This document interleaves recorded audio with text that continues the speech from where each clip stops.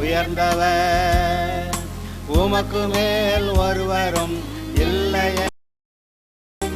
அல்லேலூயா, அல்லேலூயா, அல்லேலூயா, ஆமென். அல்லேலூயா, அல்லேலூயா, அல்லேலூயா, ஆமென். ஒருவரால் சிருஷ்டிக்கப்பட்ட.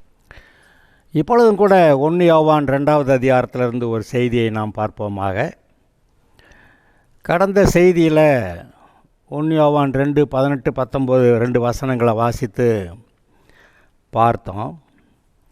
அவர்கள் நம்மை விட்டு பிரிந்து போனார்கள், ஆயினும் அவர்கள் நம்முடையவர்களாக இருக்கவில்லை. நம்முடையவர்களாக இருந்தார்களானால் நம்மில் நிலைத்திருந்திருப்பார்களே. எல்லாரும் நம்முடையவர்கள் அல்லவென்று வெளியாகும்படிக்க பிரிந்து போனார்கள் அப்படிங்கிற அந்த வசனங்களை வச்சு அந்த பிரிந்து போனவர்கள் எவ்வளவு பெரிய பாவிகளாக தேவனுடைய பார்வையில் இருக்கிறார்கள் அப்படிங்கிறத பார்த்துக்கிட்டு இருந்தோம்.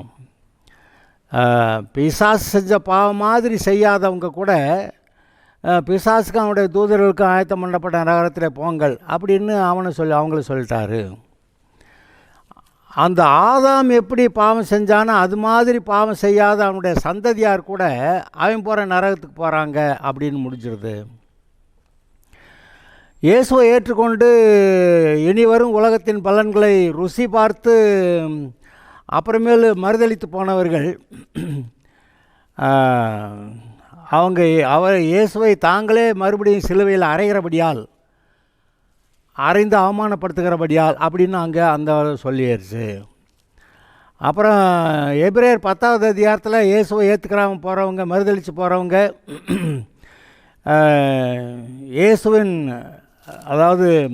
இயேசுவின் இரத்தத்தை அசுத்தம் என்று எண்ணி, அதை வாசிக்கிறேன் நான். அதை எபிரேயர் 10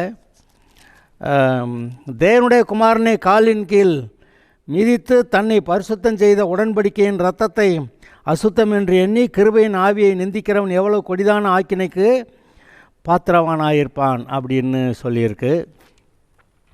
தேவதூதர்கள் மூலமாக அறிவிக்கப்பட்ட சுவிசேஷத்துக்கே ஏற்றுக்கிறாதவன் நியாயத்தில் படைகிறானே. அப்புறம் இயேசு கிறிஸ்து பிதாவாகிய தேவனாலே இயேசு கிறிஸ்து மூலமாக அவருடைய சீஷர்கள் மூலமாக கடைசியில் பரிசுத்த ஆவியானவரே சாட்சியிட்ட அப்பேற்பட்ட சுவிசேஷத்துக்கு அதை ஏற்றுக்கிற மாட்டேன்னா எப்பேற்பட்ட அந்த தண்டனைக்கு எப்படி தப்பித்து கொள்ளுவோம் அப்படியெல்லாம் கேட்டிருக்குது. அப்போ நமக்கு புரியணும், ரட்சிக்கப்பட மாட்டேன் என்று சொல்லுகிறவர்கள் தேவனுடைய பார்வையில் எவ்வளோ கொடிதான பாவிகளாக இருக்கிறார்கள் என்று. அதான் சொன்னேன், ஒரு சிலருக்கு மட்டும்தான் இயேசு சிலுவையில் அறையக்கூடிய வாய்ப்பு கிடச்சிச்சு.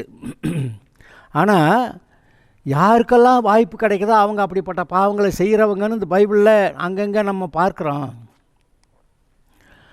இது பாலியல் பலாத்காரம் பண்ணி கொலை செய்கிற ஆட்கள் எப்படி இருக்காங்க பாருங்கள். அவங்களுக்கு அந்த வாய்ப்பு கிடச்சி செஞ்சுட்டாங்க.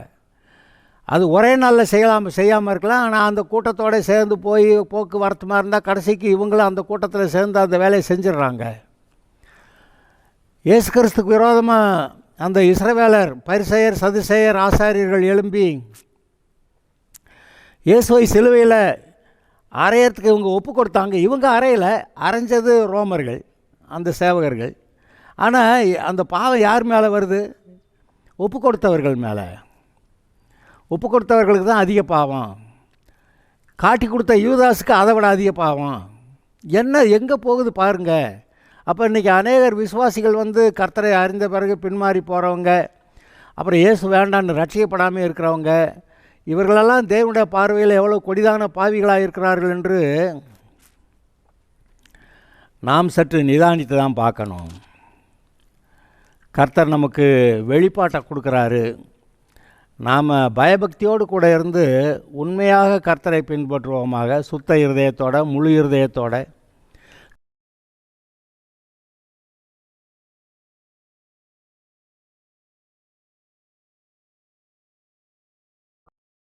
நீங்கள் பரிசுத்தராலே அபிஷேகம் பெற்று சகலத்தை அறிந்திருக்கிறீர்கள். சத்தியத்தை நீங்கள் அறியாததினால் அல்ல, நீங்கள் சத்தியத்தை அறிந்திருக்கிறதுனாலும் சத்தியத்தினால் ஒரு பொய்யும் உண்டாயிராது என்பதை நீங்கள் அறிந்திருக்கிறபடியாலும் உங்களுக்கு எழுதியிருக்கிறேன். சத்தியத்தில் ஒரு பொய்யும், அதாவது கர்த்தட்ட ஒரு பொய்யும் இராதென்று. சத்தியம்னு என்ன? இயேசு நான் தான் சத்தியம்ங்கிறார். தேவன் சத்தியபரர், அவர் ஒரு பொய்யுரையாத தேவன் அப்படி சொல்லியிருக்கு. நீங்கள் சத்தியத்தை அறிந்திருக்கிறீர்கள்ங்கிறார். விசுவாசிகளுக்குள்ள எல்லாருடைய இருதயத்திலும் ஒரு பெரிய வெளிப்பாட்டை கொடுக்கக்கூடிய அபிஷேகம் உள்ளே இருக்கிறது.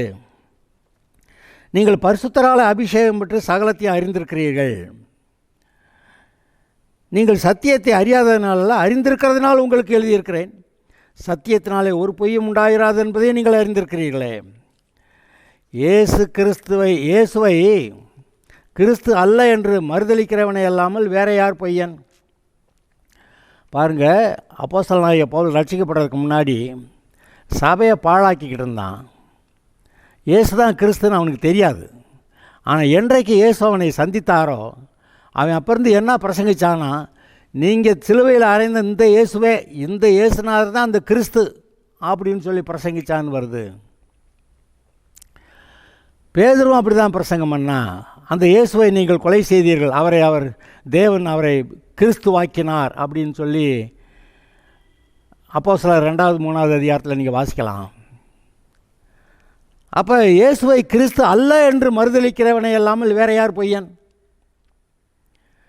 பிதாவையும் குமாரனையும் மறுதலிக்கிறவனே அந்தி கிறிஸ்து. அப்போ இயேசுவையும் பிதாவையும் வேண்டான்னு சொல்லி மறுதலிச்சா போதும், அவன் அந்து கிறிஸ்துன்னு இங்கே எழுதியிருக்கு. குமாரனை மறுதலிக்கிறவன் பிதாவை உடையவன் அல்ல, குமாரனை அறிக்கை செய்கிறவன் பிதாவை உடையவனாக இருக்கிறான். ஏன்னா தேவனை ஒருத்தர் ஒரு காலம் கண்டதில்லை, ஆனால் இயேசு கிறிஸ்து மூலமாக பிதாவை பார்க்கலாம். என்னை கண்டவன் பிதாவை கண்டான்னு சொல்லி இயேசு சொல்கிறாரு. அப்போ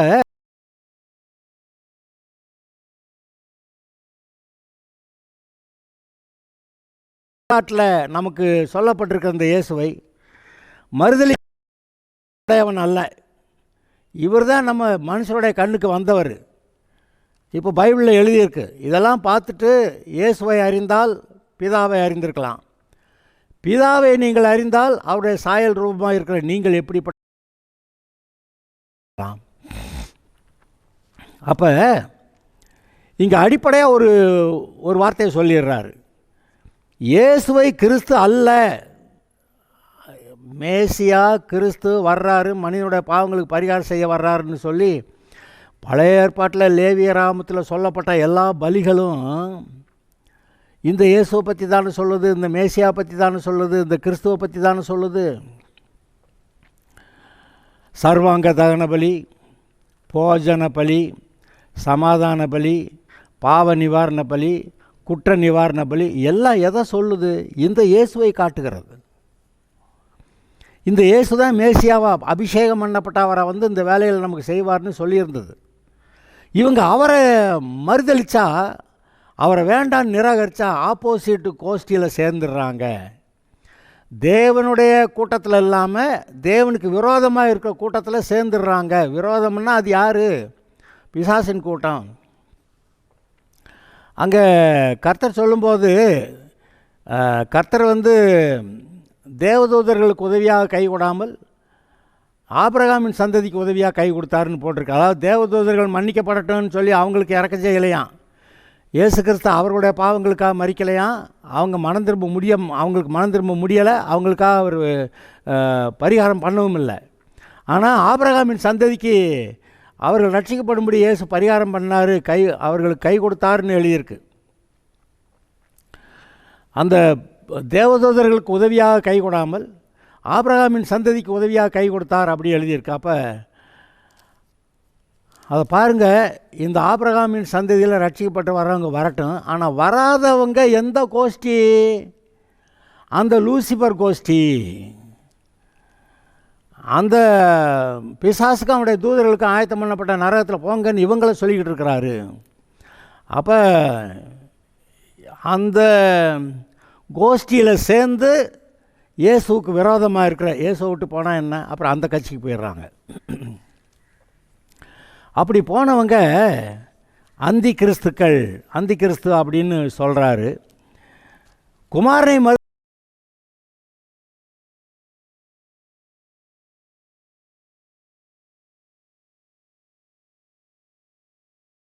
என்னது?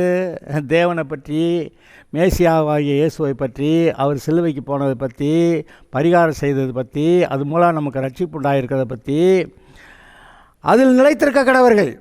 ஆதி முதல் நீங்கள் கேள்விப்பட்டது உங்களில் நிலைத்திருந்தால் நீங்களும் குமாரனிலும் பிதாவிலும் நிலைத்திருப்பீர்கள்.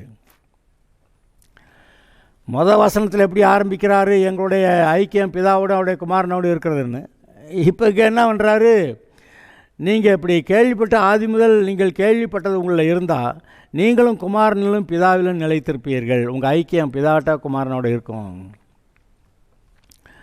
நித்திய ஜீவனை அளிப்பேன் என்பதே அவர் நமக்கு செய்த வாக்குத்தத்தம். என்ன சொல்கிறாரு?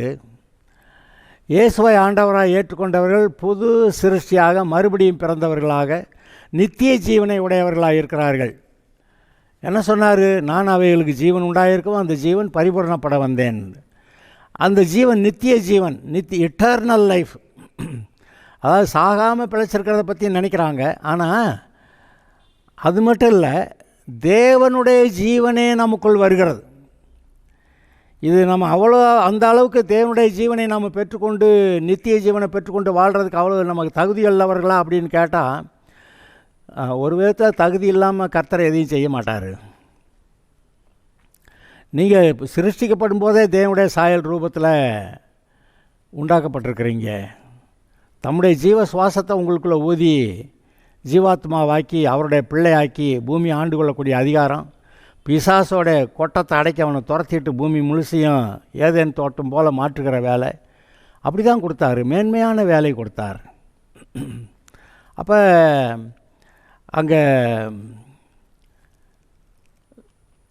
கர்த்தர் உங்கள் மேலே அன்பு கூறலையானா கூர்ந்துருக்கிறார். எந்த அளவுக்கு? தான் உயிராக கொடுக்குற அளவுக்கு. அப்போ ஏதோ ஒரு விதத்தில் நீங்கள் தகுதியாக இருக்கிறீங்க, நீங்கள் தகுதி உள்ளவர் நினைக்கிறாரு, உங்களுக்காக உயிரை கொடுத்துருக்கிறாரு. தேவன் தம்முடைய குமாரனை பரலோகத்திலிருந்து அனுப்பியிருக்கிறாரு. இவர் மகிமையெல்லாம் அங்கே வச்சுட்டு இங்கே தம்மைத்தான் வெறுமையாக்கி அடிமையின் ரூபம் எடுத்து சிலுவையிலே போய் மரணபரியந்தம் கீழ்ப்படிந்தவராகி எல்லா நாமத்துக்கு மேலான நாமத்தை பிதாவிடத்தில் சுதந்திரித்து கொண்டார். அவர் நமக்காக மரித்தார். நான் அது கேட்டால் இன்னொன்று அவர் சொல்கிறாரு, பிதாவே நீர் என்னிடத்தில் அன்பாக இருக்கிறது போல் இவரிடத்தில் அன்பாக இருக்கிறதை அவர்கள் அறியும்படிக்கு செய்யுங்க. அதெல்லாம் ரொம்ப ஆச்சரியப்படத்தக்க வார்த்தைகள். அப்படி இருக்கிறது. அதனால் நீங்கள் அவரிடத்தில் நிலைத்திருங்கள்ங்கிறாரு. இங்கே பாருங்க, உண்மையாக சொல்கிறேன், தேவனுடைய சாயல் ரூபத்தில் இருக்கிறதுனால, தேவனுடைய சுபாவம் நமக்குள்ளே இருக்கிறதுனால, தேவனுடைய சுபாவத்துக்கு விரோதமாக பாவம் செய்கிறது ரொம்ப கஷ்டங்க. ஆனால் எல்லா உலகத்தார் எல்லாரும் கர்த்தரை விட்டு விலகி பாகால் சேவைப்படுத்துகிற போய் அதை பாகாலை சேவிக்க போகிற கூட்டத்தை பார்த்திங்கன்னா ஆச்சரியப்படத்தக்க அளவில் இருக்குது. அந்த பாவ இச்சை, சத்தியம் கூட வேண்டாம், கர்த்தர் வேண்டாம், பரலோகம் வேண்டாம், நான் நரகத்துக்கு போனால் பரவாயில்ல, அந்த பாவ இச்சைகளை அனுபவிக்கலாம், பிசாசை எனக்கு தலைவனாக ஏற்றுக்கிறேன், எந்த அளவுக்கு போயிட்டாங்க. அதனால் நீங்கள் கர்த்தருக்குள் நிலைத்திருக்க வேண்டும் என்று இங்கே சொல்லப்படுகிறது.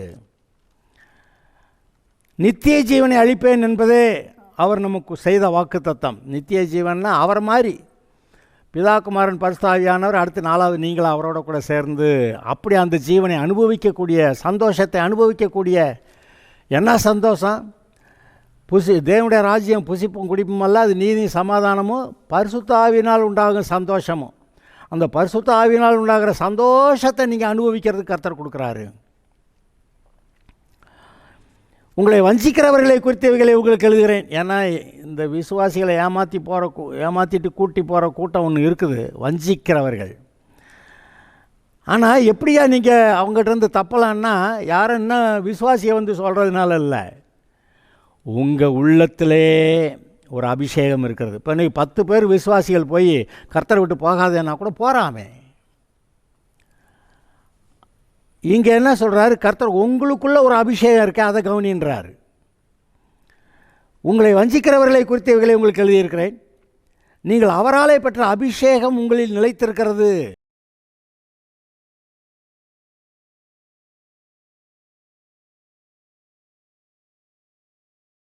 அதை ஒருவரும் உங்களுக்கு போதிக்க வேண்டுவதில்லை. அந்த அபிஷேகம் சகலத்தையும் குறித்து உங்களுக்கு போதிக்கிறது. எப்படி? இப்போ நிறைய நமக்கு சுவிசேஷம் அறிவிக்கப்படுகிறது, அநேகர் போதிக்கிறார்கள், அது இல்லைன்னு சொல்லலை. ஆனால் அவசியம் இல்லைன்றார். யார் போதிச்சு தான் நீங்கள் ரட்சிக்கப்படணும்னு அவசியம் இல்லை. ஏன்னா உங்களுக்குள்ளே இருக்கிற அபிஷேகம் உங்களுக்கு போதிக்கிறது. அது பாவம், அது கூடாது அப்படின்னு உள்ளே இருக்க அபிஷேகம் சொல்லுகிறது. இது நல்லது, இது கர்த்தருடைய வழி, இதில் போகலாம் அப்படின்னு அபிஷேகம் சொல்லுகிறது.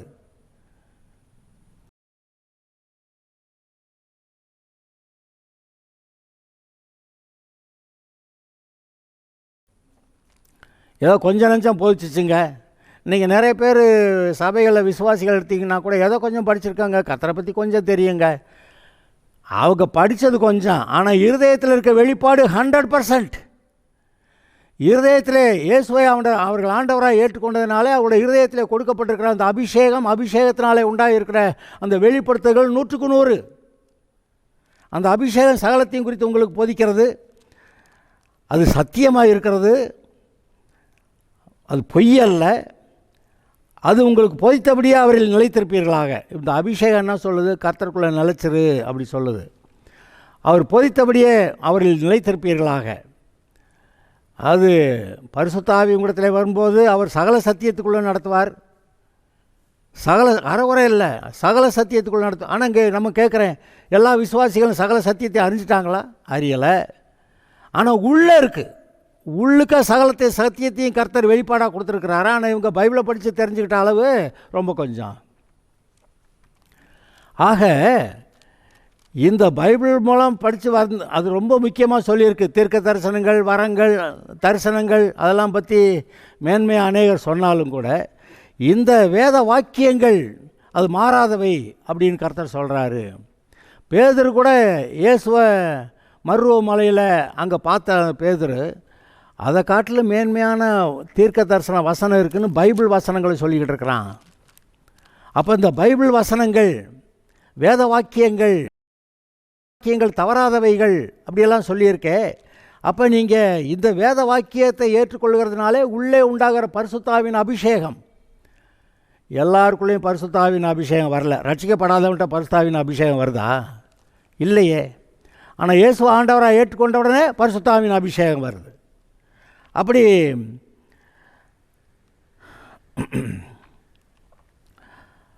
அந்த அபிஷேகம் சகலத்தையும் குறித்து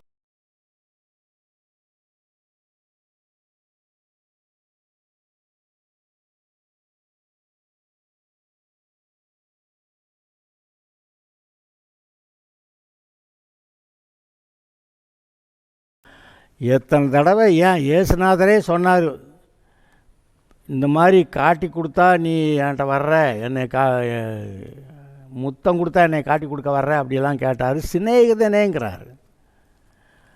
அவன் கர்த்தரை விட்டு விலகி போகாமல் இருக்கிறதுக்கு எவ்வளோ முயற்சிகள் அவர் எடுத்திருக்கிறாரு. ஆனால் கடைசி வரைக்கும் போகிறேன்னு போயிட்டான். அப்போ அந்த சத்தியம் எங்க மீதி 11 சீஷர்கள்ட்ட இருந்த அபிஷேகம், அந்த சத்தியம் அவனுக்குள்ளே இல்லையா? இருந்துச்சு. ஆனால் நிராகரிக்கிறான். அது எனக்கு வேண்டியதில்லைங்கிறான்.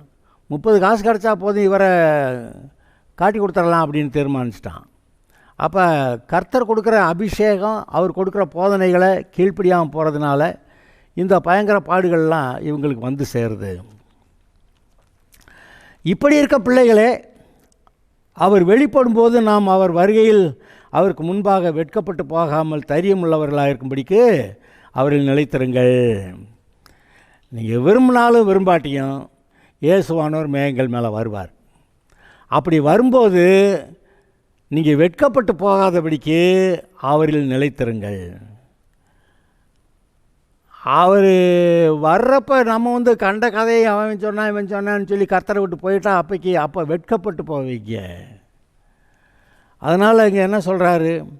அவர் வருகையில் அவருக்கு முன்பாக நாம் வெட்கப்பட்டு போகாமல் தைரியமுள்ளவர்களாக இருக்கும்படிக்கு அவரில் நிலைத்திருங்கள், கிறிஸ்துவுக்குள் நிலைத்திருங்கள். மரண பரியந்தம் நிலைத்திருப்பவனே, முடிவு பரியந்தம் நிலைத்திருப்பவனே ரட்சிக்கப்படுவான். இந்த இயேசுநாதர் கூட இவ்வளோ காலம் இருந்துவிட்டு கடைசியில் போய் காட்டி கொடுத்து நாட்டுக்கிட்டு செத்து போயிட்டாங்க. காலமெல்லாம் பாவியாக இருந்துட்டு கடைசி நாளில் இயேசுநாட்டை சிலுவை கல்லையும் ரட்சிக்கப்பட்டுறாங்க.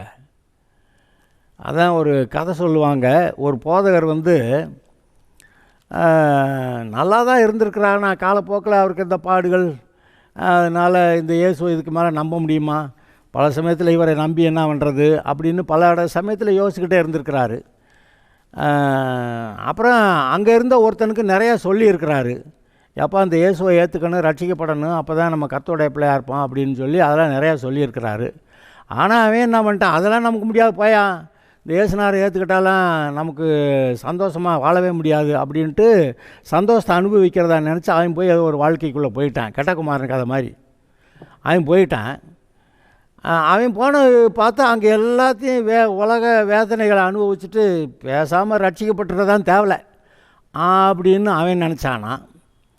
இந்த போதகர் என்ன இவ்வளவு காலம் நம்ம இவ்வளோ நாள் கர்த்தரை ஆண்டி ஆராய்ச்சி அவருக்கு ஊழியம் செஞ்சு என்ன நம்ம கேட்டதெல்லாம் கிடைக்க மாட்டேங்குதே அப்படின்னு சொல்லி இயேசுனாரை விட்டு போனால் ஒன்றும் மோசம் இல்லைன்னு இந்த ஆள் ஆகிட்டாராம்.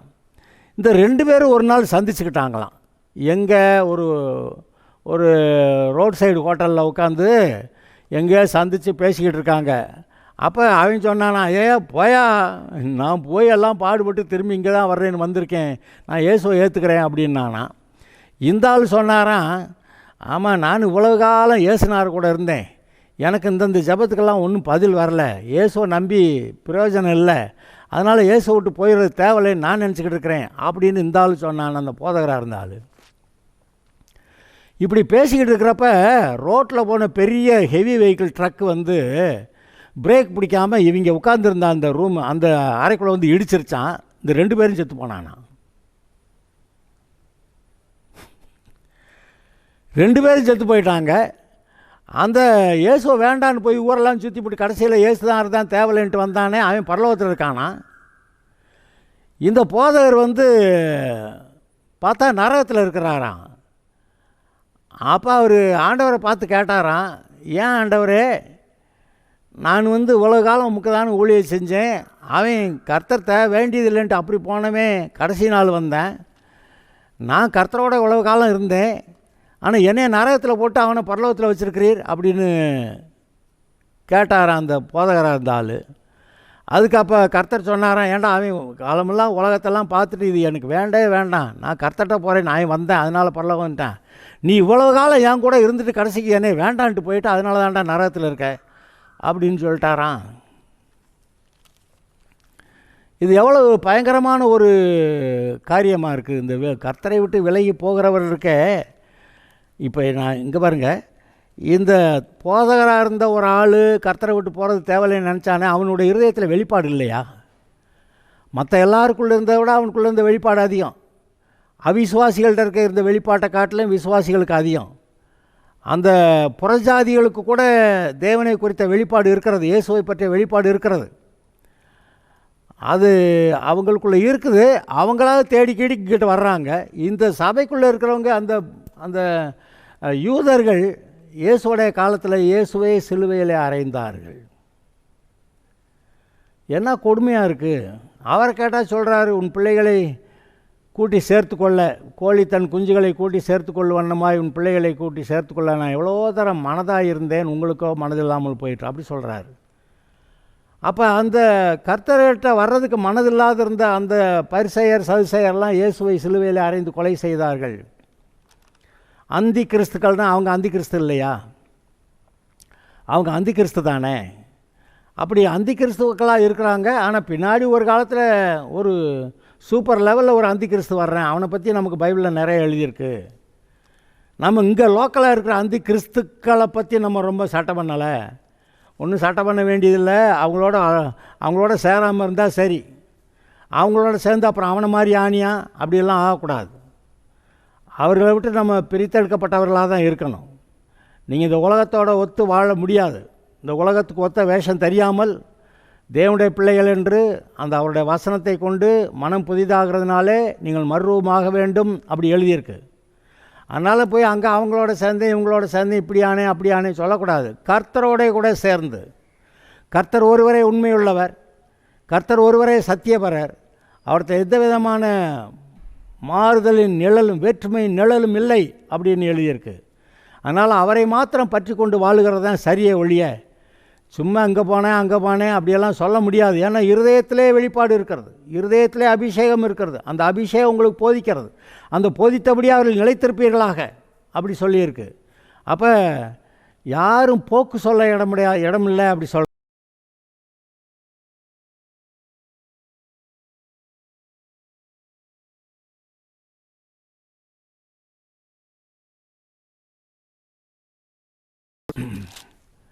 தேவனை குறித்த இருக்கிறது. ஆனாலும் சத்தியத்தை அநியாயத்தினாலே அடக்கி வைக்கிற மனுஷருடைய எல்லா அவபக்திக்கும் அநியாயத்துக்கும் விரோதமாய் தேவ கோபம் வானத்திலிருந்து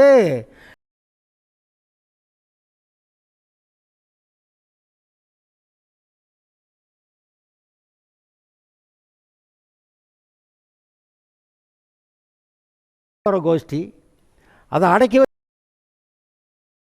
சபைக்கு விரோதமாக எழும்புகிற கோஷ்டி, அதெல்லாம் பாருங்க எவ்வளோ பயங்கரம்னு. சத்தியத்தை அநியாயத்தினால அடக்கி வைக்கிற மனுஷருடைய எல்லாவித அவபக்திக்கும் அநியாயத்துக்கு விரோதமாய் தேவ கோபம் வானத்திலிருந்து வெளிப்படுத்தப்பட்டிருக்கிறது. தேவனை குறித்து அறியப்படுவது அவர்களுக்குள்ளே வெளிப்படுத்தப்பட்டிருக்கிறது. தேவனே அதை அவர்களுக்கு வெளிப்படுத்தியிருக்கிறார். எப்படி என்றால், காணப்படாதவைகளாகிய அவருடைய நித்திய வல்லமை தேவத்துவம் என்பவைகள் உண்டாக்கப்பட்டிருக்கிறவைகளினாலே உலகம் உண்டானது முதல் கொண்டு தெளிவாய் காணப்படும். ஆதலால் அவர்கள் போக்கு சொல்ல இடமில்லை. எனக்கு தெரியாதுன்னு சொல்ல முடியாதான். இயேசுநாதர் பேதுருட்ட கேட்குறாரு, ஆமாம் எல்லாரும் என்னை பற்றி என்னென்னமோ சொல்கிறாங்க, நீங்கள் என்னை பற்றி என்னையா சொல்கிறீங்கன்னு கேட்டால் ஒரே அடி அடிச்சிட்டான், நீ ஜீவனுள்ள தேவனுடைய குமாரனாயே கிறிஸ்து. அதுக்கு என்ன கர்த்தர் பதில் சொன்னாராம்? மாம்சமும் ரத்தமும் உனக்கு இதை வெளிப்படுத்தலை, பரலோகத்தில் இருக்க பிதாவை உனக்கு இதை வெளிப்படுத்தினார். அப்படின்னா என்ன அர்த்தம்? இவரும் அவனுக்கு வெளிப்படுத்தலையா? இவர் போதனைகளை மட்டுமே சொல்லிக்கிட்டு வர்றாராம். இவர் அற்புதங்களை செய்கிறாராம், போதனைகளை சொல்கிறாராம், கர்த்தர் எப்படிப்பட்டவர்னு போதிச்சுக்கிட்டு இருக்கிறாராம். இவர் நான் தான் மேசியானு சொல்ல மாட்டேங்கிறார். அப்படியே சொன்னாலும் அவங்களுக்கெல்லாம் அது ஒன்றும் புரியவும் இல்லை, ஏறவும் இல்லை. நான் சிலுவைக்கு போகணும், புறஜாதிகள்கிட்ட ஒப்பு கொடுக்கப்படுவேன், கொலை செய்யப்படுவேன் அப்படின்னா ஐயோ அதெல்லாம் பயங்கரம்ன்றாங்க. அவங்களுக்கு விளங்கலை. ஆனால் அந்த வெளிப்பாட்டை அவர் கொடுக்குறாரு. இங்கே அப்படி வெளிப்பாட்டை பெற்றவங்க அதை கண்டுபிடிக்கலை. அப்படி எல்லாருக்கும் அந்த வெளிப்பாடு கிடைக்குது, ஆனால் அதை கண்டுபிடிக்க மாட்டேன்றாங்க. எப்படி எனில், காணப்படாதவைகளாகிய அவருடைய நித்திய வல்லமை தேவத்துவம் என்பவைகள் உண்டாக்கப்பட்டிருக்கிறவைகளினாலே உலகம் உண்டானது முதல் கண்டு தெளிவாய் காணப்படும். ஆதலால் அவர்கள் போக்கு சொல்ல இடமில்லை. அவர்கள் தேவனை அறிந்தும் அவரை தேவன் என்று மகிமைப்படுத்தாமலும் ஸ்தோத்தரியாமலும் இருந்து தங்கள் சிந்தனைகளினாலே வீணரானார்கள். உணர்வில்லாத அவருடைய இருதயம் இருளடைந்தது. அப்போ எவ்வளோ பயங்கரமான ஒரு காரியத்தில் இவங்க போயிருக்கிறாங்கன்னு நீங்கள் யோசிச்சு பாருங்கள். நம்ம நினைக்கிறோம், ஆமாம் அவங்க ரட்சிக்கப்படலைங்க, அவ்வளோதான். அவங்க ரட்சிக்கப்பட்டு வந்தாங்கங்க, சபைக்கு வந்து அப்புறமேல போயிட்டாங்கங்க, அவ்வளோதான் நீங்கள் சொல்கிறீங்க. ஆனால் தேவனுடைய பார்வையிலே நீங்கள் எவ்வளவாய் வெளிப்பாட்டை பெற்றுக்கொண்டவர்கள், உங்களுக்குள்ளே அபிஷேகம் இருக்கிற அந்த அபிஷேக சகலத்தையும் குறித்து உங்களுக்கு போதிக்கிறது அப்படின்றாரு. அந்த அபிஷேக சகலத்தையும் குறித்து போதிக்கிறதுனால யாரும் உங்களை வஞ்சிக்க முடியாது அப்படிங்கிறாரு. அப்படி யாரும் வஞ்சிக்க முடியாது. அதனால் நீங்கள் சொல்கிறாரு, தேவன் நம்மேல் வைத்திருக்கிற அன்பை இல்லை, நீங்கள் அவராலே பெற்ற அபிஷேகம் உங்களில் நிலைத்திருக்கிறது. ஒருவர் உங்களுக்கு போதிக்க வேண்டுவதில்லை. அந்த அபிஷேகம் சகலத்தையும் குறித்து உங்களுக்கு போதிக்கிறது. அவர் சத்தியம், அது சத்தியமாக இருக்கிறது, பொய்யல்ல. அது உங்களுக்கு போதித்தபடியே இடத்துல நிலைத்திருப்பீர்களாக. எதுக்கு சொல்கிறாராம்? உங்களை வஞ்சிக்கிறவர்களை குறித்த வகையில் உங்களுக்கு எழுதியிருக்கிறேன். நிறைய பேர் விசுவாசிகளை ஏமாற்றி கடத்திட்டு போக பார்க்குறாங்க. அப்போ உங்களுக்குள்ளே அபிஷேகம் இருக்குல்ல, அது கரெக்டாக போதிக்குதில்ல, அதில் நிலை நில்லுங்க அப்படின்னு கர்த்தர் சொல்கிறாரு. இன்றைக்கு அருமையானவர்களே, எவனை விழுங்கலாம் என்று வயதேடி தெரிகிற சிங்கம் போல் இன்றைக்கி அந்த பிசாசோடைய ஜனங்கள் ஏதோ ஒரு விதத்தில் துர் ஆலோசனை கொடுத்து ரட்சிப்பை இல்லாதபடி ஆக்கிறதுக்கு, விசுவாசிகள்ட்ட இருக்க ரட்சிப்பை கெடுக்கிறதுக்கு கர்த்தரிடத்தில் நம்மை முழு